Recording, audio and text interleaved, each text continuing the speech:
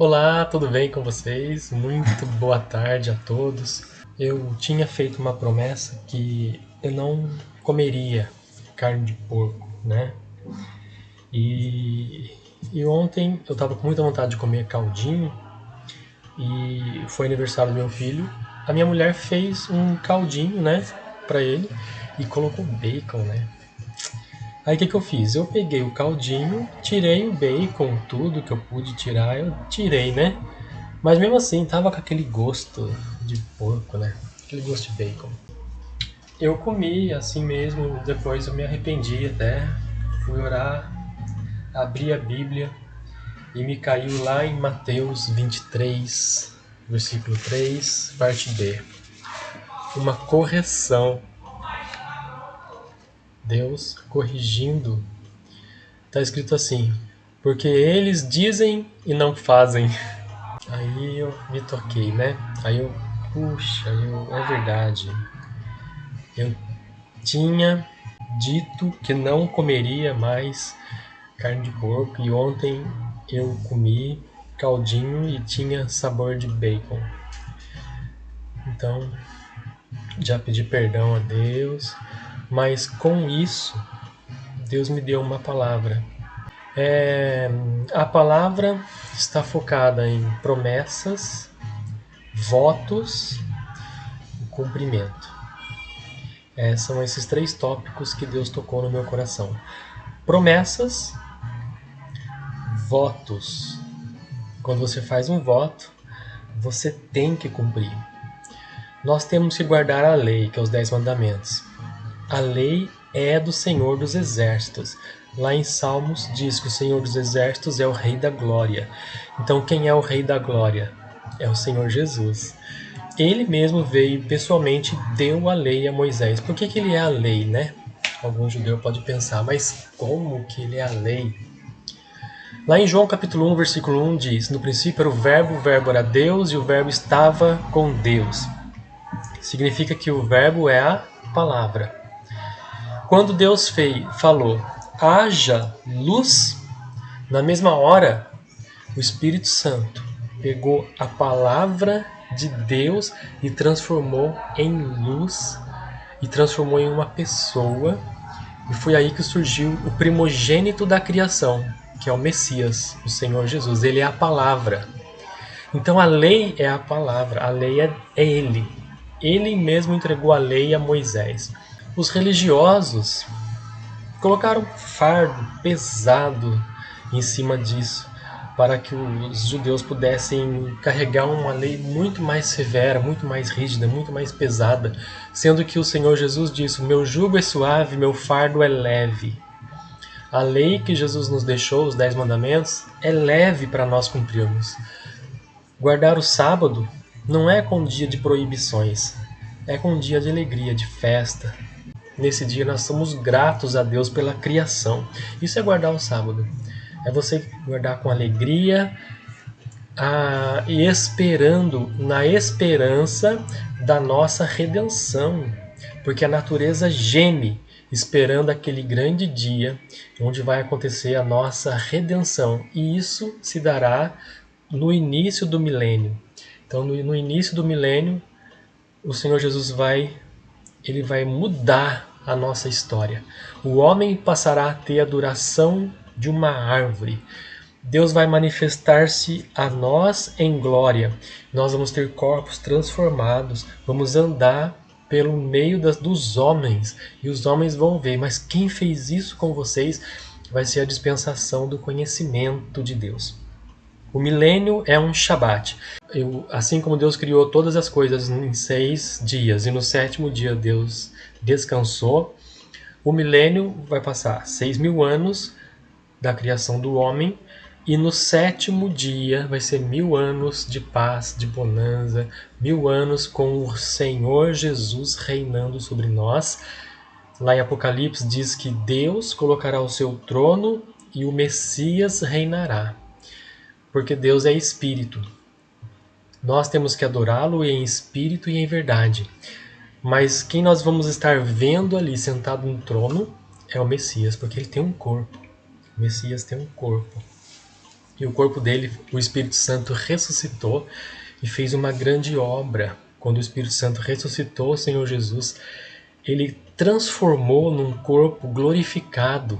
É aquele corpo que Jesus tinha antes da fundação do mundo. Então Jesus ele fala: agora, Pai, glorifica-me com esse corpo que eu tinha antes da criação do mundo. Então o Senhor Jesus ele tem um corpo glorificado. E é esse corpo, como ele foi o primogênito da criação, nós que iremos ascender. Depois dele, teremos um corpo semelhante. Esse vai ser o arrebatamento da igreja, do povo de Deus. Nós vamos receber um corpo novo. Os que estiverem morrido em Cristo serão revestidos da incorruptibilidade. E os que estiverem vivos serão revestidos da imortalidade. E nós vamos receber um corpo novo, um corpo glorificado. E assim como Jesus é o primogênito da criação, nós vamos ser como irmãos dele. E ele é nosso irmão mais velho. Ele foi o primeiro a ter esse corpo glorioso. Nós vamos aparecer, muitos vão aparecer depois dele com esse corpo glorioso, que o Espírito Santo vai nos transformar, assim como o Espírito Santo trouxe o Messias aqui. Irmãos, olha que obra linda o Espírito Santo, né? Quando Deus disse ali: a quem enviarei e quem há de ir por nós, o Senhor Jesus falou: eu irei, né? O Messias, eu irei. Então, na mesma hora, o Espírito Santo pegou a luz que é o Messias, a palavra de Deus, transformou numa semente, colocou no ventre de uma mulher, e ele nasceu de mulher e agora ele tem um corpo. O Senhor Jesus, ele não é mal educado. Ele não invade o corpo de alguém como os demônios fazem. Ele tem um corpo próprio, um corpo dele. Esse corpo que depois, quando ele morreu, ele ressuscitou, o Espírito Santo moldou como ele era antes da fundação do mundo. Então ele recebeu esse corpo glorificado. Irmãos, é tão linda a história da redenção. É tão lindo tudo isso. Tudo isso é muito lindo. Todo o Rei da Glória. Quem é este Rei da Glória? Ele é o Senhor dos Exércitos. É Ele que peleja por nós, né? Deus peleja por nós. E quem é o Senhor? O Senhor dos Exércitos é o seu nome. Está lá em Salmos, né? Senhor dos Exércitos é o seu nome. Deus, ele tem as leis de Deus, né? Os 10 mandamentos são para nós leis, são mandamentos de Deus. Quando você faz um voto a Deus, o seu voto vira uma lei no mundo espiritual que você tem que cumprir. Por isso que é importante você cumprir os votos, porque Deus ele não se agrada de tolos. Deus não se agrada de tolos. Então, votou, cumpra. Não é obrigatório fazer votos a Deus, mas quando você faz um voto a Deus, aí Deus fala assim: então eu vou descer e vou ajudá-lo a cumprir esse voto. É quando você atrai a presença de Deus. Quando nós estamos cumprindo os 10 mandamentos, já são ordenanças no mundo espiritual que nós estamos cumprindo. Quando você faz um voto a Deus, você tem que cumprir os 10 mandamentos mais aquele voto que você fez. Aí Deus vai honrar a sua fé. Não cumprir um voto é como quebrar a lei. Não cumprir um voto. O Senhor Jesus é a palavra. Ele nos deu o mandamento, né? Como eu já li ali, João 1, capítulo 1, versículo 1. E o Senhor dos Exércitos, lá em Salmos, diz que é o Rei da Glória, a raiz de Davi. Então, quem apareceu a Moisés ali na sarça ardente foi o Senhor dos Exércitos, foi o Senhor Jesus. Conhecemos com esse nome, Senhor Jesus. Yeshua HaMashiach, o Messias, né? Então, quando fazemos um voto, temos que cumprir. Salmos 119 são considerados salmos dos degraus. Por que é salmos dos degraus? Porque são votos com recompensas, com promessas quando você os cumpre. Sabia disso? E cada voto que você cumpre é um degrau que você sobe na santificação. eu estava fazendo, Deus me trouxe ao meu coração esses 3 primeiros degraus. E é o degrau onde eu estou na minha jornada, na minha caminhada. E aí eu entendi a necessidade de cumprir o voto. Quando você votar a Deus, cumpra o seu voto. Salmo 119, nós vemos o Cântico dos Degraus. Nós vemos um cântico onde nos mostra votos que nós temos que fazer a Deus. Os votos básicos. E nós vamos ler esses salmos e vamos estar votando a Deus esses votos. E temos que cumprir esses votos que estão ali. Esses são os votos básicos na nossa caminhada. E nós podemos depois fazer votos, como por exemplo, não comer carne de porco, não... E assim vai, né? São vários votos que a pessoa pode fazer a Deus. E Deus vai honrá-lo por esse voto quando você o cumprir. Então, quando você votar, cumpra. O Salmo 119 é como se Deus estivesse nos atraindo para Ele com ternura. Ou seja, Jeremias 31:3 diz assim: o Senhor apareceu a mim há muito tempo, dizendo: sim, eu te amei com tanto amor eterno, portanto, com ternura te atraí. Então nós somos atraídos para Deus com ternura. E o Salmo 119 é como se fosse essa ternura de Deus nos guiando para Ele. Temos esses 3 votos básicos, um monte de promessas que nós vamos estar vendo agora aqui, que se você cumprir esses votos, você recebe essas promessas em sua vida, e é básico na nossa jornada. Por isso que está lá em Salmos 119, nós temos que cumprir esses votos que estão ali. Salmo 119 é como se estivesse nos construindo com votos. Votos são importantes. Não é necessário que votemos, mas uma vez que nós fizemos o voto, temos que cumpri-lo. E os votos são importantes para abrir portas no mundo espiritual e nós sermos abençoados por Deus através destas legalidades que nós abrimos no mundo espiritual através do voto.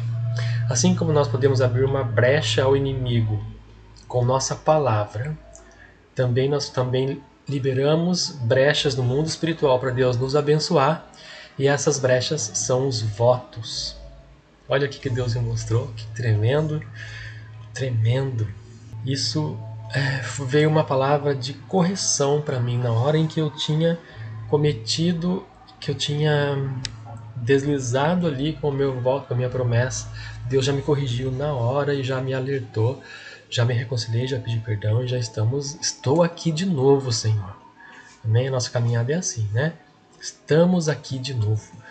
Então, quais votos temos que cumprir em Salmo 119? E quais promessas, né? As letrinhas são o alfabeto hebraico. Aleph é a letra A.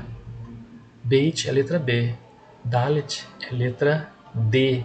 Inclusive, Dalet significa porta.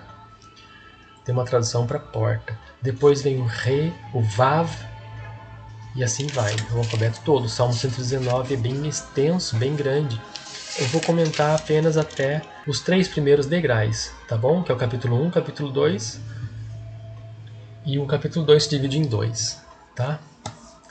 Porque senão vai ficar muito extenso. E também os outros degraus ainda Deus não me mostrou o que significa. Então eu ainda não posso falar sobre isso. Mas futuramente eu vou estar gravando um vídeo quando Deus me dar a interpretação disso. Salmo 119, versículo 4. Tu nos ordenaste a guardar os teus preceitos diligentemente. Deus nos ordenou. Então esses votos do Salmo 119 são obrigatórios. É uma ordem de Deus. Nós temos que seguir esses votos, cumpri-los em nossa vida. Esses 3 passos iniciais são necessários que façamos. Tá? Então, qual é o primeiro voto? O primeiro voto está aqui no versículo 7. Salmo 119, versículo 7. Diz assim: louvarei com retidão de coração, quando tiver aprendido os teus justos juízos. Então isso é um voto que o salmista fez, quando tiver aprendido os seus justos juízos. Então Deus agora vai ensinar os juízos dele para a pessoa, porque ele é um voto que a pessoa fez. Senhor, eu quero fazer um voto contigo. Eu vou louvar-te de coração quando eu aprender os teus justos juízos. E aonde estão os justos juízos? Na palavra. Então, esse é o primeiro voto que vai te abrir os olhos espirituais. Você vai passar a ter uma visão espiritual mais ampla. E o Senhor Jesus e o Espírito Santo, ele vai explicar, quando você pegar a Bíblia e ler a Bíblia, não precisará que ninguém mais te ensine. O Espírito Santo, ele vai falar no seu coração, é isso, isso e isso. Então, quais são as promessas desse voto? Deus te diz assim: não te abandonarei. Essa é a promessa. Se você guardar esse primeiro voto, a promessa está lá no versículo 8, que diz assim: guardarei os teus estatutos, não me abandones. Então, automaticamente, já vem ligado com essa petição a promessa, porque quando você fala, não me abandones, Deus fala, não te abandonarei. E aonde está escrito isso na Bíblia? Mateus 28, versículo 20, parte B, diz assim: e eis que estarei convosco todos os dias, até a consumação dos séculos. Eis que estarei convosco todos os dias, até o fim do mundo. Então, até o fim do mundo, onde estiver vida humana, Deus estará ainda conosco, se você cumprir esse primeiro voto. Olha que lindo, que lindo. Jeremias 31 e 11. Pois o Senhor redimiu a Jacó e o resgatou da mão daquele que era mais forte do que ele.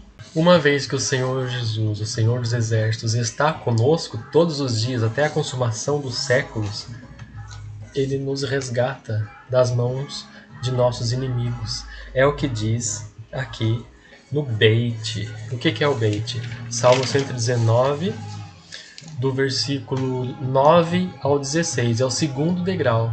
O segundo degrau. Então, no primeiro degrau, ele tem um voto, tem uma promessa, que vai estar conosco todos os dias. E já dá a introdução ao segundo degrau, que ele te livrará. Nos livrará. Então, diz assim: como purificará, Salmo 119, versículo 9 a 16. Leia na sua casa, tá? Eu vou só comentar alguns versículos, porque é meio extenso, tá bom? Aí diz assim, ó: como purificará o mancebo o seu caminho, observando os votos contidos na palavra. Então, observando. É assim que o mancebo purifica o seu caminho. Ele tem que observar na palavra de Deus os votos contidos ali, para ele poder cumpri-los, para ele poder executá-los. Então é assim que nós caminhamos a nossa jornada espiritual. Você vai ler a Bíblia, vai observar ali os votos que você pronunciou com a sua boca e vai cumpri-los. Vai pôr em prática. Não vai pecar, não vai quebrar o voto. Deus não se agrada de tolos, né? Então não faça isso. Siga à risca, siga com alegria, guarde com alegria a lei do Senhor. Tá bom? No versículo 10, nós temos uma promessa. Se você cumprir esse voto. Qual é o voto do segundo degrau? O segundo degrau, o voto do segundo degrau está lá no versículo 15. Salmo 119, versículo 15. Diz assim: meditarei nos teus preceitos e terei respeito aos teus caminhos. Versículo 16. Deleitar-me-ei e nos teus estatutos não me esquecerei da tua palavra. Opa, temos aqui um segundo voto. Qual é o segundo voto? Meditar nos teus preceitos, meditar na lei do Senhor, meditar na palavra de Deus e ter respeito aos seus caminhos. Você meditar é como se você fosse um gado que come o capim. O gado, ele come o capim, depois ele senta debaixo de uma árvore, e ele remoe aquele capim, ele fica remoendo, né? É assim que o gado faz, né? Uma vaca, um boi. E esses são considerados santos diante de Deus, porque ele remói. Tanto é que é uma carne pura que nós podemos até consumir, né? Já o porco, ele não remói, então nós não podemos comer o porco, né? Porque a Bíblia fala para a gente não comer. Então, veja bem, se o gado remói o alimento, a palavra de Deus é como um alimento. Então, quando a gente diz meditarei nos teus preceitos, está falando justamente isso, para nós fazermos como o gado alimenta-se. O gado ele senta debaixo da sombra de uma árvore e ele remói o alimento. Sabemos disso, né? E nós então devemos estar em meditação. Depois que você lê um versículo, você vai pensar nesse versículo. As formas que você pode aplicar isso na sua vida, as formas que você pode trazer para consigo aquelas palavras que você acabou de ler e como você pode estar obedecendo. Então é assim que você vai meditar na lei do Senhor. O salmista Davi fala sobre isso, ele fala: meditarei na tua lei dia e noite. Está falando isso, então estão nos dando as dicas. A Bíblia nos dá as dicas de como nós podemos chegar nessa nossa caminhada, como nós podemos fazer, como nós devemos comportar em nossa caminhada. E qual é a promessa para quem faz assim?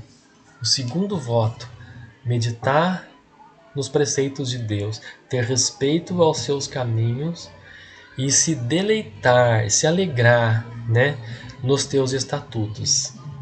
Então, quem cumpre esse voto, versículo 10, diz assim, a promessa para quem cumpre: não me deixes desviar dos teus mandamentos. Deus não vai deixar mais você se desviar, agora você é dele. Ai de ti se você desviar nessa altura do campeonato, no segundo degrau de santificação, você já é de Deus, você não pode desviar mais. Deus te leva. Se você pensar em desviar, ele te arrebata daqui antes que você faça. Ele vai te levar. A pessoa morre, né? Então é muito sério isso. Não desvie.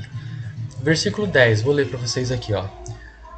Não me deixes desviar dos teus mandamentos. Versículo 11. A tua palavra tenho escondida em meu coração, para eu não pecar contra ti. Então nós temos assim, ó, a palavra de Deus está escondida em nosso coração. Lembra do primeiro voto? Versículo 7. Louvar-te-ei com retidão de coração, quando tiver aprendido os teus justos juízos. Primeiro voto. Guardarei os teus estatutos, né? Segundo voto. Meditarei nos teus preceitos e terei respeito aos teus mandamentos. Segundo voto. É você meditar naquilo que você já aprendeu no primeiro degrau.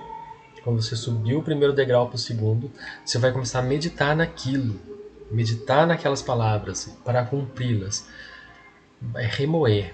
Vai estar remoendo. Você vai se alimentar espiritualmente, remoendo aquilo em seu coração. Esse é o segundo voto. Então Deus não vai te deixar. A partir desse momento, você é pego por Deus. É como acontece com Jonas, né? Jonas, ele perde o livre-arbítrio, porque agora ele é de Deus.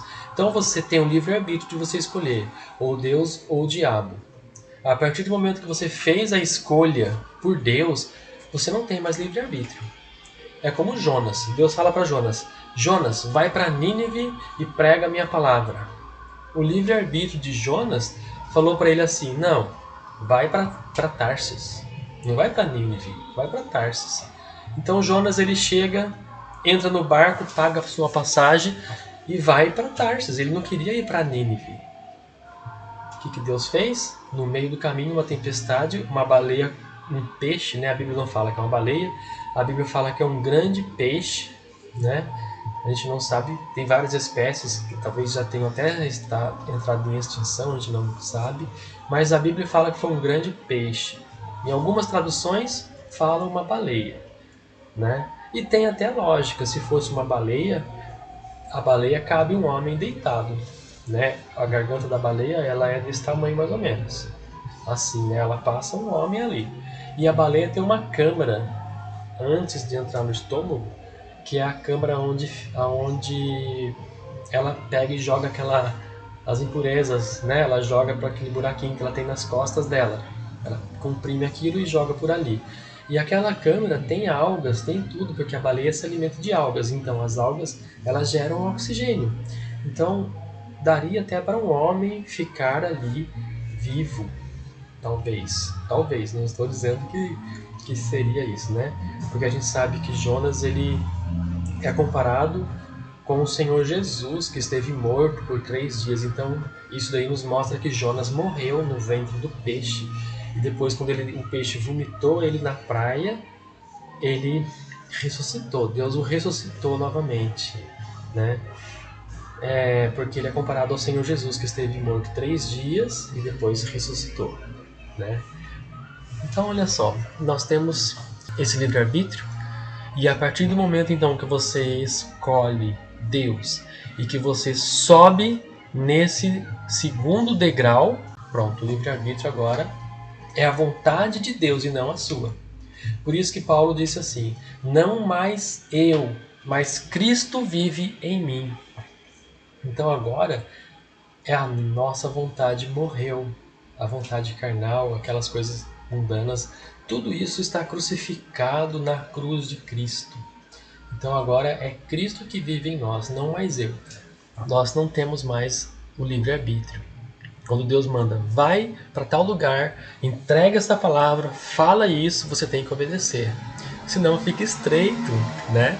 Temos que obedecer, senão vai ficar estreito.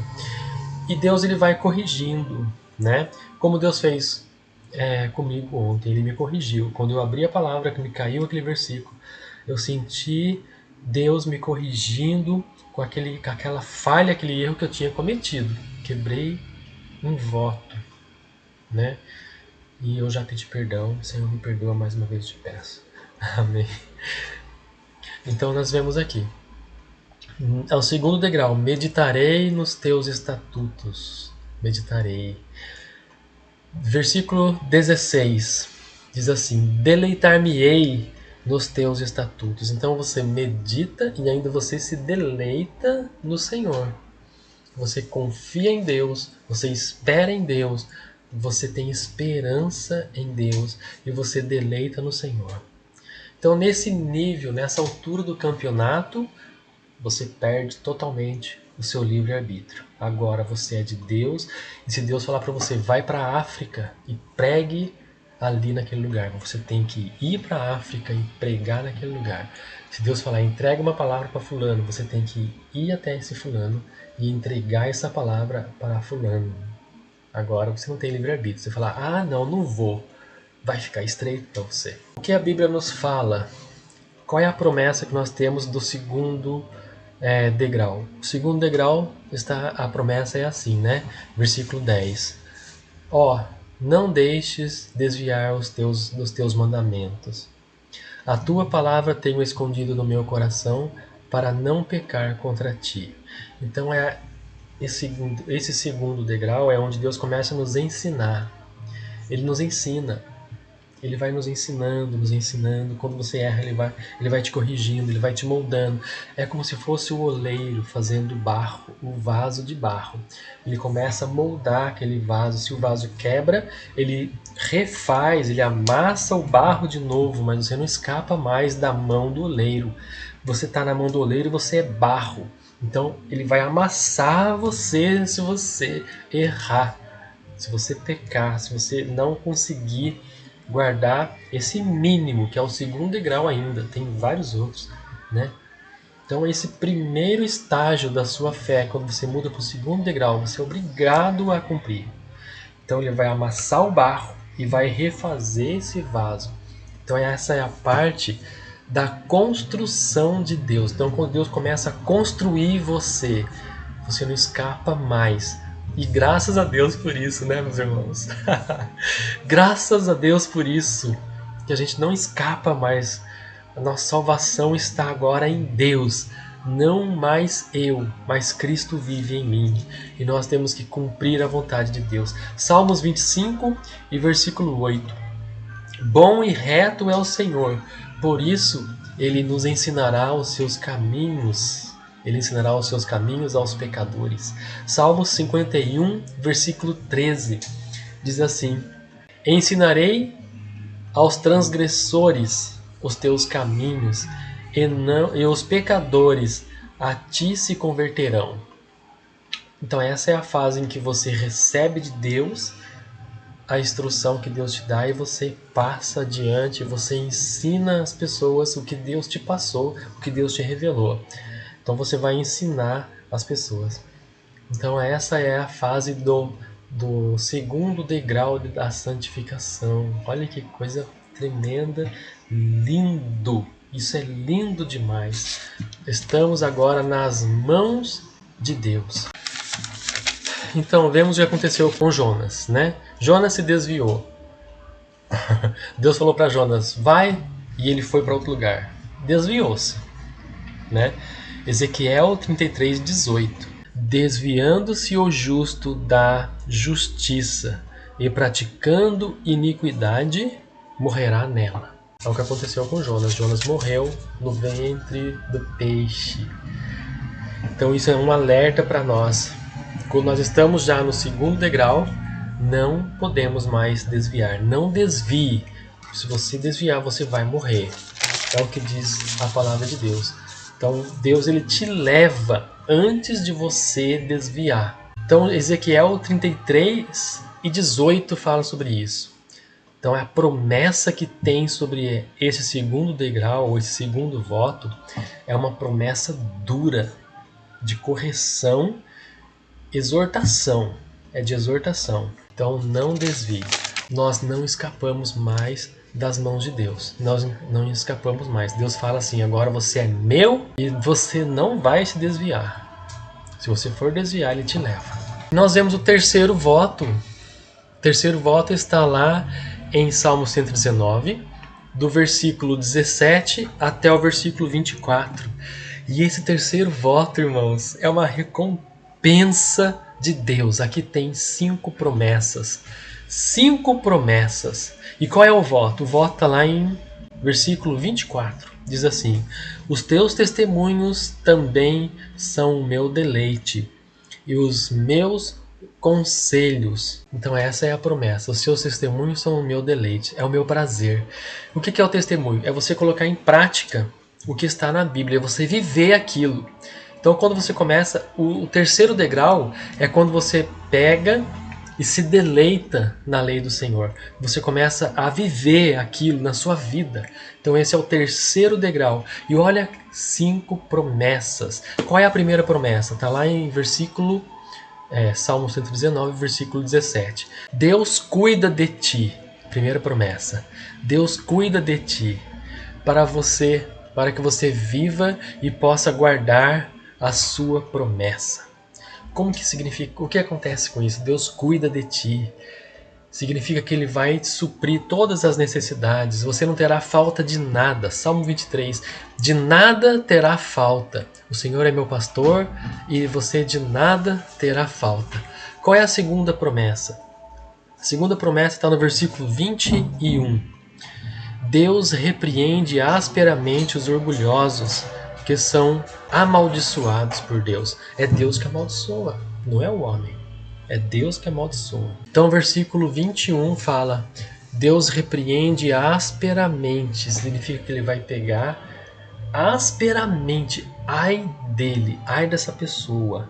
Esses orgulhosos que começarem a te afrontar. Então os que desviam dos seus mandamentos são tidos para Deus como aquela pessoa orgulhosa. Ele desviou dos mandamentos. Ele vai repreender asperamente. Deus repreende asperamente. Terceira promessa. Tem outra promessa no versículo 18 que diz assim: olhos abertos para a lei de Deus, entendimento da palavra. Olhos abertos significa que Deus vai abrir os seus olhos espirituais e Ele vai te dar entendimento da palavra. Então é a outra promessa. Então quando você pega a Bíblia e lê, o Espírito Santo vai te ensinar todas as coisas. Você vai ter esse discernimento. Então isso faz parte do terceiro degrau de santificação que você está vivendo. Os olhos abertos, é promessa de Deus. Versículo 23, temos ainda uma outra promessa. Neste degrau, o inimigo ele vai começar a te difamar. É uma promessa de Deus. O inimigo vai começar, ele já tentou de tudo contra você, não conseguiu fazer você parar, não conseguiu fazer você desviar, não conseguiu te levar para o caminho que ele queria, né? Então o que acontece? Ele começa a te difamar. E aí tem essa promessa de Deus, versículo 23. Príncipes se assentaram, pessoas importantes, pessoas com poderes sociais, né? Talvez pessoas ricas, pessoas com poderes das finanças. Príncipes, a Bíblia fala de príncipes, que eles assentaram e falaram contra mim. Mas o teu servo meditou na tua lei. Então, enquanto eles estão falando de nós, falando mal de nós, nos difamando, inventando um monte de coisas, tem gente até que acredita, irmãos. Tem gente até que acredita, gente que está fora da direção de Deus, eles vão acreditar nessas mentiras, né? Às vezes a pessoa inventa, ela pega uma situação, faz parecer aquilo real, chama os vizinhos para ver e para confirmar, não, é verdade, ele fez isso, ele passou ali. E quem está olhando de longe está pensando que aquilo aconteceu, porque está vendo a pessoa ali, mas aquilo não é o que aconteceu.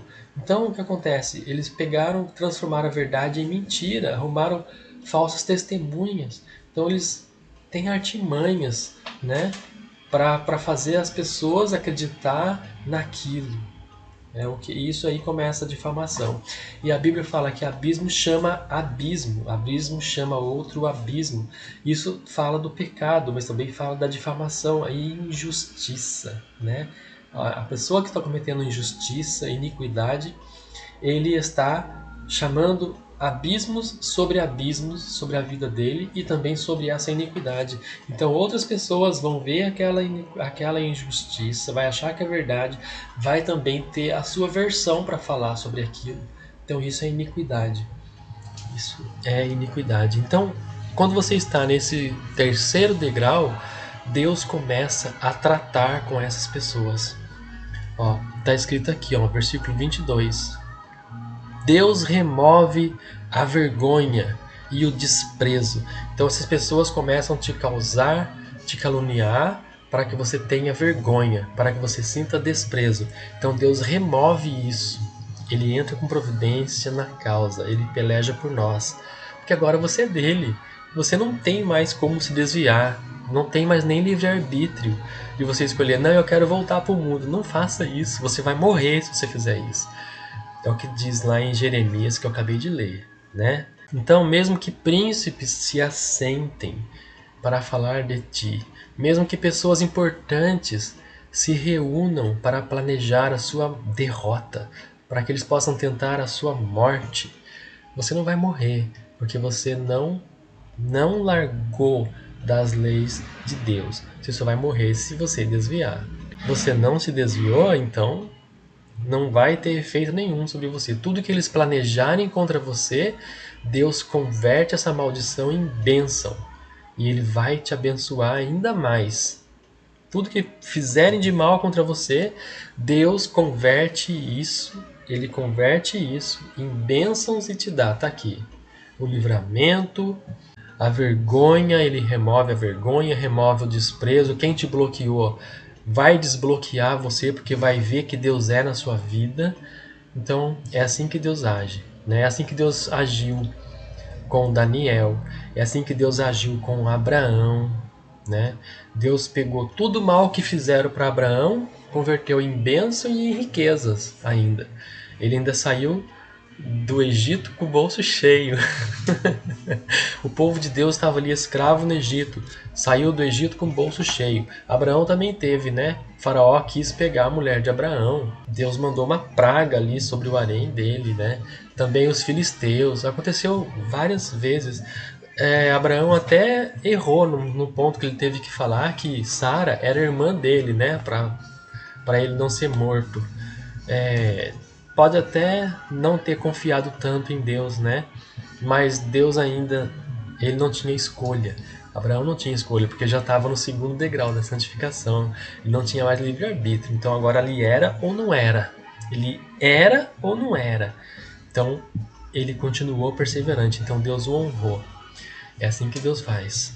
É assim que Deus faz. E nós vemos então, só recapitulando, o voto do terceiro degrau, está lá no versículo 24. Os teus testemunhos é colocar em prática. Então nós vamos colocar em prática o que nós aprendemos na lei, o que nós aprendemos nos profetas. Os profetas, o que os profetas nos ensinam com as profecias de justiça contra um povo, contra uma nação. Também devemos aprender sobre isso, porque isso vai agradar a Deus. E os nossos próprios votos, né? Os nossos próprios votos temos que cumprir também. Porque a partir do momento que você vota um voto a Deus, isso vira lei no mundo espiritual. E Deus fala, agora vou ajudá-lo a cumprir esse voto. Então Deus atrai a presença de Deus para você. E agora você não está mais sozinho. Eis que estarei convosco todos os dias até a consumação dos séculos. Irmãos, isso é muito tremendo, isso é muito amplo. Isso é muito amplo. Então a promessa de obedecer e colocar em prática, ela é um testemunho vivo. O que é o testemunho vivo? É você cumprir na sua vida o que Deus te deu. O que Deus deu para você através da lei e os profetas. Então você vai ler as escrituras e vai colocar em prática na sua vida. Amém? O que o Espírito Santo me ensinou, porque eu não tenho mais escolha. Agora eu tenho que seguir ou morrerei. É o que a Bíblia nos ensina, né? Tenho que seguir ou morrerei, porque agora não tem mais livre-arbítrio. Livre-arbítrio é igual Jonas, né? Acabou. Você já fez a sua escolha. Você já decidiu estar com Deus. Então agora andai nesse caminho. Deus não abre mão de ti mais. Ele pegou o vaso. Quando ele pega o vaso e começa a amassar, começa a moldar o vaso não consegue mais escapar. Se o vaso tentar escapar, cair no chão, quebrar, ele pega o vaso de novo, põe ali na máquina, né, que fica girando, vai amassar o barro, vai tirar as pedras e vai fazer de novo. Esse processo vai se repetir até você aprender. Então não temos mais livre-arbítrio quando estamos com a nossa decisão tomada. Já tomamos a decisão de estar com Cristo, de estar com Deus, o Senhor dos Exércitos. Então agora Ele não abre mais mão de nós. E nós temos que fazer o quê? Temos que agradar aquele general que nos alistou para a guerra. Porque agora estamos em guerra. Agora Deus não abre mão mais de você. Os inimigos já o conhecem. Se Deus abrir mão de você, o inimigo te destrói. Então ele não tira mais a proteção que ele está sobre você. Por isso que Jesus fala assim, e eis que estarei convosco todos os dias até a consumação dos séculos. Ele não abre mais mão. Ele não abre mão. E graças a Deus por isso, né? Graças a Deus porque agora o Senhor Jesus está conosco. Você tem que guardar, você tem que meditar e você tem que dar testemunho. São esses 3 primeiros passos que estão aqui em Salmos 119. Os 3 primeiros degraus que você tem que caminhar. E isso você vai estar sempre fazendo. Meditando, lendo a Bíblia, meditando, lendo, meditando. É um ciclo que você vai ficar aqui até você chegar à estatura de varão perfeito. Então Deus está te moldando nesse processo. Então esse processo é onde Deus começa a te moldar. E nós temos promessas, muitas promessas, como essas que eu li aqui, né, para vocês. Primeiro degrau tem promessa, segundo degrau tem promessa, terceiro degrau tem 5 promessas, porque é ali, né? Deus está vendo o que está fazendo. Então você é muito abençoado. Então Deus cuida até dos seus inimigos. Deus cuida até daqueles que te difamam. Por quê? Porque você tem essa promessa. Agora você é de Deus. Deus habita em nós. Eis que estarei convosco. Então guarde bem essa frase. Eis que estarei convosco. Uma das frases mais lindas da Bíblia. É o último versículo de Mateus. Mateus O último versículo, tem um capítulo, né? O último versículo fala sobre isso. E eis que estarei convosco todos os dias, até a consumação dos séculos, até o fim do mundo. Amém? Deus abençoe então a você por ter ficado nesse estudo até o final. Deus derrame sobre você grandes, ricas bênçãos espirituais e que você possa estar consciente de que agora que você tomou a sua decisão estar com Cristo, você não tem mais volta. Se você pensar nessa altura do campeonato em desviar, Deus não vai deixar. Ele te leva antes. Então é muito sério isso. Você não vai para o inferno mais, mas você tem que perseverar. Tá bem? Deus abençoe. Obrigado por você ter ficado. Em nome de Jesus. Amém.